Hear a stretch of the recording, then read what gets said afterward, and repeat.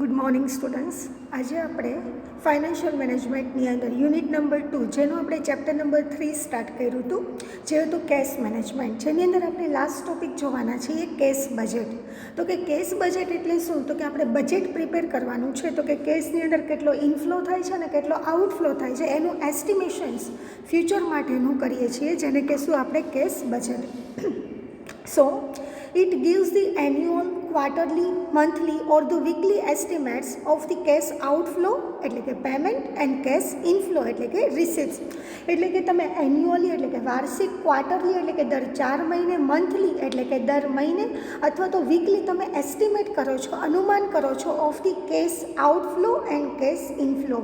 એટલે કે cash outflow અને કેશ ઇનફ્લોનો તમે એસ્ટિમેશન્સ કરો છો અને cash surplus or the cash deficit, એનાથી તમને બંને વચ્ચેનો ડિફરન્સ, કાં કેશ સરપ્લસ બને છે એટલે કે પ્રોફિટ થાય છે અથવા તો લોસ જાય છે, તો એને કહીશું cash deficit. Cash forecast plus management decisions make a cash budget. એટલે કે કેશનું ફોરકાસ્ટ કરવું પ્લસ મેનેજમેન્ટ ડિસિઝન્સ લેવું, જેને શું કહેવામાં આવે છે? Cash budget. Purpose of the cash budget. Cash budget prepare કરવાનો હેતુ શું છે, પર્પઝ શું છે? So is to help the finance manager in the estimating the cash requirements to plan the short term finance schedule, non recurring large cache outflow, plan for the purchase of the inputs, devising credit policies, verify the reliabilities of the cash forecast. એટલે કે એનો હેતુ શું છે? તો કે is to help the finance manager. Finance મેનેજરને help કરે છે in estimating the cash requirement, એટલે કે કેટલી બિઝનેસની અંદર કેશની રિક્વાયરમેન્ટ છે, to plan the short term finance, ટૂંકા ગાળાની અંદર કયું ફાઇનાન્સ આપણે સુટેબલ હોય છે, schedule non recurring large cache outflow, એટલે કે ખૂબ વધારે પડતો કેશ આઉટફ્લો થતો હોય તો એનું શેડ્યુલ પ્રિપેર કરવું, plan for the purchase of the inputs purchase કરવા માટેનો શું પ્લાન છે, devising the credit policy, credit policies છે એ ડિવાઇઝ કરવામાં આવે છે, and verifying the reliability of the cash forecast, અને કેશ ફોરકાસ્ટ કરવામાં આવે છે. So preparation of the cash budget. Cash budget prepare કરવા માટે તમારે શું પ્રિપેર કરવું પડે છે? First, select the period. તમારે પીરિયડ સિલેક્ટ કરવો પડે છે કે એન્યુઅલી બનાવવું છે, ક્વાર્ટરલી બનાવવું છે કે મંથલી બનાવવું છે. Second, select the factors of the cash flow. Cash flow માટે કયા ફેક્ટર્સ અફેક્ટ કરે છે એ જોવાનું થાય છે. Operations finance, investment cash flow, operating versus non operating, ordinary versus extra ordinary cash flow, આ દરેક વસ્તુના ફેક્ટર્સ છે અફેક્ટ કરે છે અને એ મુજબ કેશ ફ્લો નક્કી કરવામાં આવે છે. 4 facts of the cash management. Cash management માટેના 4 ફેક્ટ્સ છે, જેની અંદર ફર્સ્ટ છે કેશ પ્લાનિંગ. સૌથી પહેલાં શું કરવામાં આવે છે? કેશનું પ્લાનિંગ કરવામાં આવે છે કે કઈ રીતે આપણે કેશ છે બિઝનેસની અંદર અવેલેબલ રહેશે, એનું મેનેજમેન્ટ કરવા માટે. તો સૌથી પહેલાં આપણે કરશું planning. It includes the cash forecasting and cash budgeting, કે જેની અંદર કેશ ફોરકાસ્ટિંગ કરવામાં આવે છે અને કેશ બજેટિંગ પ્રિપેર કરવામાં આવે છે to project the cash surplus or the cash deficit, કે જેના કારણે તમને ખ્યાલ આવે કે એ પ્રોજેક્ટની અંદર તમને કેશ સરપ્લસ એટલે કે પ્રોફિટ થશે કે કેશ ડેફિસિટ્સ એટલે કે લોસ જશે. To enable the management to devise the strategy to meet the deficits and the utilize the investment surplus productivity, કે જેના કારણે મેનેજમેન્ટ છે એ સ્ટ્રેટેજી પોતાની છે એ devise strategy to meet the deficits or the utilize the investment surplus productivity. ઇન્વેસ્ટમેન્ટની અંદર જો પ્રોડક્ટિવિટી પડી હોય છે વધારાની, તો એનો પ્રોપર યુટિલાઇઝ કરીને આપણે ડેફિસિટ્સ છે એને આપણે મીટ કરી શકીએ છીએ કે લોસ દૂર કરી શકીએ છીએ, અને એવી સ્ટ્રેટેજી અપનાવી શકીએ છીએ જેના માટે કેશ પ્લાનિંગ તૈયાર કરવામાં આવે છે. Second one, managing the cash flow. ત્યારબાદ કેશ ફ્લો મેનેજમેન્ટ કરવામાં આવે છે. Cash flow of the cash has to be smoothed in the such a way that any blocked or the delay in the cash inflow is removed. એટલે કે કેશનું management કરવા એટલા માટે કરવામાં આવે છે કે જેના કારણે જો કેશ છે એ સ્મૂથ રીતે એનો ફ્લો રન થઈ શકે અને બ્લોક્ડ અમાઉન્ટ છે એમાં ડિલે ન થાય, એના માટે એને રિમૂવ કરવા માટે આપણે શું કરીએ છીએ? મેનેજ કરીએ છીએ cash flow. And it is a speech of any voidable haste in the case outflow avoided without affecting the good with the adversely. એટલે કે જો એને અવોઇડ કરવાતો હશે તો એવા કેસ આઉટફ્લોને આપણે શું કરી દઈશું? અવોઇડ કરી દઈશું without a goodwill adversely, કે જેની એડવર્સલી અફેક્ટ ન થઈ શકે. Next, determining the optimum cash balance by the trade off the risk and the return તમે ઓપ્ટિમમ કેશ બેલેન્સ તમે શું કરશો ડિટરમાઇન કરશો કે જેની અંદર રિસ્ક અને રિટર્ન બંનેનું શું થાય છે તો કે બેલેન્સ જળવાઈ રહે છે. Fourth one, investment or the use of the surplus cash. Classifying the surplus into the very short term and the long term, and then to put in the money at a call or the short notice market, marketable securities trade, investment expansions, redemptions of the debt, etc. એટલે કે જો use થાય છે surplus હશે તો એનો ઇન્વેસ્ટમેન્ટના point of વ્યૂથી તમે એને યુઝ કરી શકો છો કે જેના કારણે તમે શોર્ટ ટર્મ અથવા તો લોંગ ટર્મ તમે શું રિટર્ન કમાઈ શકો છો. Classifying the surplus into the very short term and the long term તમે ક્લાસિફાઈ કરી શકો છો and then to put into the money at the call or the short notice marketable securities છે, મની માર્કેટ સિક્યુરિટીઝ છે કે જેની અંદર T bills કે જેની અંદર શોર્ટ ટર્મ માટે તમે શું કરી શકો છો ઇન્વેસ્ટમેન્ટ કરી શકો છો and trade investment of the expansions, redemption of the ડેપ્ટ etcetera. The cash surplus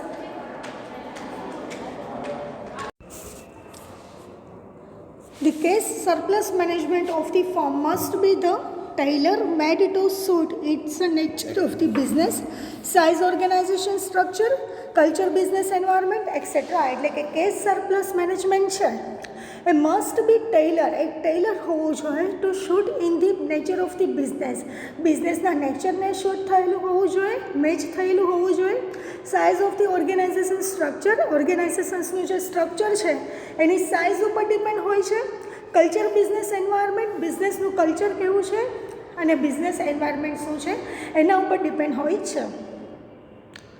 To speed up the collections by reducing the credit period may affect the sales adversely, but it may be feasible to the control cash flow innovatively, invest surplus gainfully to meet the deficits by choosing the right source of the short-term finance to avoid the liquidity crisis. એટલે કે to speed up the collections by reducing the credit periodને reduce કરવા માટે તમે collections છે એ શું કરશો speed કરશો. may affect the sales adversely, જે સેલ્સને શું કરે છે એડવર્સલી અફેક્ટ કરે છે, but it may be feasible to the control cash flow innovatively કે જેના કારણે તમે ફિઝિબલી કેશ ફ્લો છે એને કંટ્રોલ ઇનોવેટિવલી રીતે કરી શકો છો. ઇન્વેસ્ટ સરપ્લસ ગેઇનફુલી, જેનું ઇન્વેસ્ટમેન્ટ સરપ્લસ રીતે ગેઇનફુલી તમે ઇન્વેસ્ટ કરી શકો છો. To meet the deficits by choosing the right source of the short term ફાઇનાન્સનું તમે સારી રીતે કોઈ સોર્સ છે ખૂબ સારી રીતે પસંદ કરી શકો છો. Two avoid the liquidity crisis કે જે લિક્વિડિટી ક્રાઇસિસને શું કરી શકે છે અવોઇડ કરી શકે છે. તો કેશ બજેટ બનાવવા માટેના, કેશ મેનેજમેન્ટ માટેના 4 ફેક્ટ્સ છે. પેલું કેશ પ્લાનિંગ કરવું પડે, managing the cash flow, next determining the optimum cash balance, and fourth one investment or the use of the surplus cash. હવે જોઈએ receipts and the payments method for the short term cash forecast.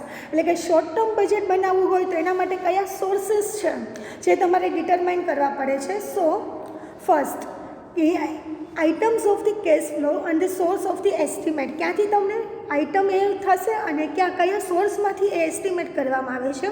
તો કે first છે cache inflow.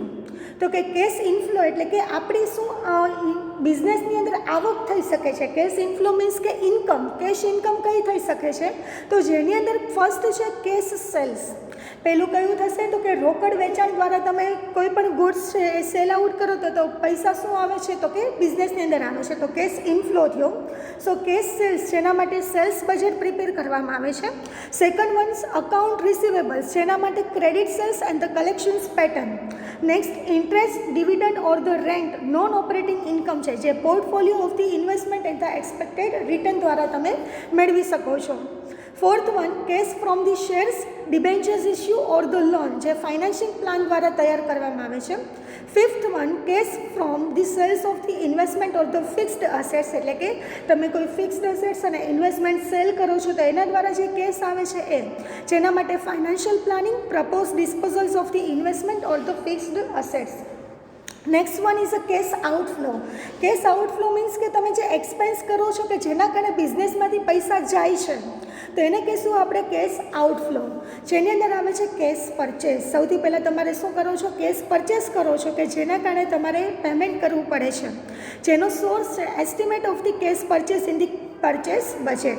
Second one payment of the supplier, સપ્લાયરનો શું payment કરવાનો છે જેના માટે estimate of the credit purchase and the trade terms. Third one salaries and the wages, salary and the wages budget and the time lags in the payment. Fourth one production expense, manufacturing overhead budgets, time lagging, payment of the overheads. આ દરેક માટે production expense લાગુ પડે છે. Overhead means કે expenses, કે જે manufacturing expense છે તેના માટે મેન્યુફેક્ચરિંગ ઓવરહેડ બજેટ તૈયાર કરવામાં આવે છે. Fifth one office and the administrations overhead expense, જેના માટે office and administrations budget and the time lag બનાવવામાં આવે છે. સિક્સ્થ વન માર્કેટિંગ ઓવરહેડ, જેના માટે marketing overhead budgets and the time lag prepare કરવામાં આવે છે. Seventh one capital assets payment, જેના માટે capital expenditure budgets and the payment terms.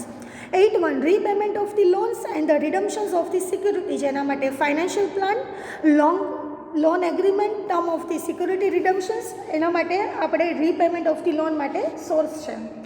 9th one જેમાં જે term of the loan, security nominal value of the security and the coupon rate of the interest. And 9th one tax payment, estimate of the advance tax liability. 10th one dividend and the interest payment, જેના માટે dividend policy, term of the loans or the security નોમિનલ્સ, value of the security and the coupon rate of the interest. આ દરેક વસ્તુ consider કરવામાં આવે છે. So this is the case outflow. તો આપણે કેસ બજેટ પ્રિપેર કરવા માટે કેસ ઇનફ્લો અને એના કયા સોર્સિસ છે, કેસ આઉટફ્લો કયા છે અને એના કયા સોર્સિસ છે એ જોયું. જેમાં તમને નોટ્સ આપી છે. Estimate are the subject to the uncertainty long term cash forecasting by adjusted the net income method. એટલે કે નેટ ઇન્કમ મેથડ દ્વારા તમે શું કરી શકો છો, અનસર્ટેનિટી છે લોંગ ટર્મ માટેની, જેને કેસ ફોરકાસ્ટિંગ દ્વારા એસ્ટિમેટ કરી શકો છો. Next one is a format of the cash flow estimate. હવે કેશ બજેટ બનાવવા માટે તમારો કેશ ફ્લો પ્રિપેર કરવું પડે છે. તો કેશ ફ્લો પ્રિપેર કરવા માટેનું ફોર્મેટ શું છે, આના તમને સમ પૂછાતા નથી, પણ જો તમને કેશ બજેટ પૂછાય તો એક્ઝામમાં તમારે સારા માર્ક કવર કરવા હોય તો તમે આ ફોર્મેટ છે પ્રિપેર કરી શકો છો. જેના માટે છે ફર્સ્ટ સોર્સિસ, યર 1, યર 2 અને યર 3.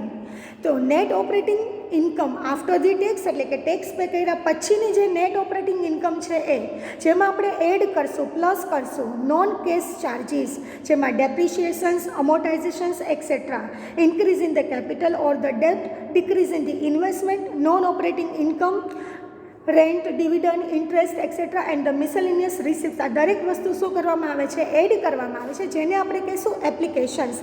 ત્યારબાદ કેપિટલ એક્સપેન્ડિચર્સ, જેની અંદર આવે છે trade investment, repayment of the loan or the security, dividend payment, miscellaneous payment, surplus or the deficits, operating cash balance. આ દરેક વસ્તુ છે, આ પ્લસ થયેલી અમાઉન્ટ છે, એપ્લિકેશન્સ છે, ટોટલ એમાંથી બાદ કરવામાં આવે છે તો તમને શું મળે છે, સરપ્લસ અથવા તો ડેફિસિટ મળે છે.